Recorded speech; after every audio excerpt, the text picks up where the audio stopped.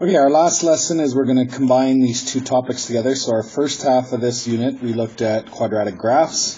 Then we looked at quadratic equations for the second half. But there is a connection to them. So if you look at the equation I have below, we have y equals x squared minus x minus 6.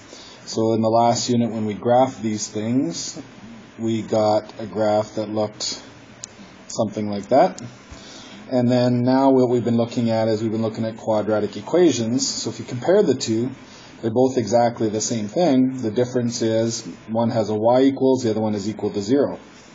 So if we use our logic that we know from before, so a graph like this, when y equals 0, that's going to refer to our x-intercepts. Right? That's where the y equals 0 on this graph. So all we have to do to connect the two is figure out where those x-intercepts are. If we can find the x-intercepts, that'll be where y equals 0, and those x-intercepts will then be our solutions. So the x-intercepts are the solutions to the quadratic equation. So the trick is we can actually solve quadratic equations by factoring. We can solve them using the formula, but now probably shorter and easier way is just graph them and figure out what those x-intercepts are.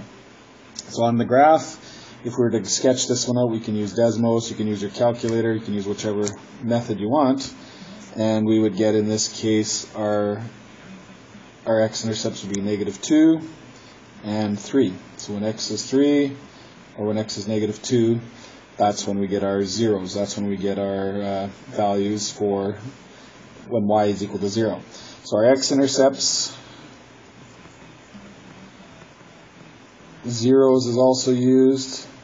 Roots, so the roots of the equation, that means the same thing, which basically means solutions. So those are all interchangeable.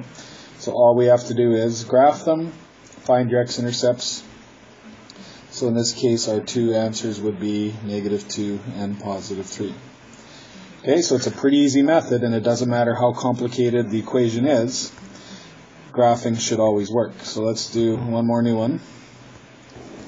So let's suppose I give you a complicated question that looks something like that. So we have two choices. We either just make sure it's equal to 0 like we did before. So let's do that for this first part. So we want to get the 9x over, so we'd subtract 9x, and we want to get the 2 over. Okay, so in this case, once we do that, we have 3x squared minus 15x minus 2. So then what we want to do is we want to sketch that on the graph. Okay, so let's use Desmos. I'll quickly do it on Desmos just to see what it looks like. So we have 3x squared minus 15x minus 2. So in this case, we get a graph looks kind of like that. So then what we want to do is figure out what those x-intercepts are. So the first one is at negative 0.13, and our second one is at 5.13.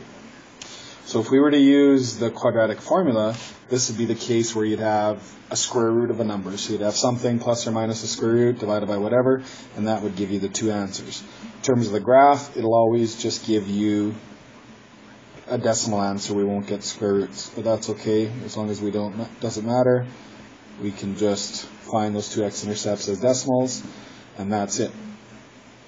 I just want to show you one other option. So in this case, we made the equation equal to 0. Another option is you can just leave it as two separate equations. So do y equals 3x squared minus 6, and then graph y equals 9x plus 2. Mr. Hensing, will you please come to the Learning Center to see assistance? Ms. Anne Riverstock.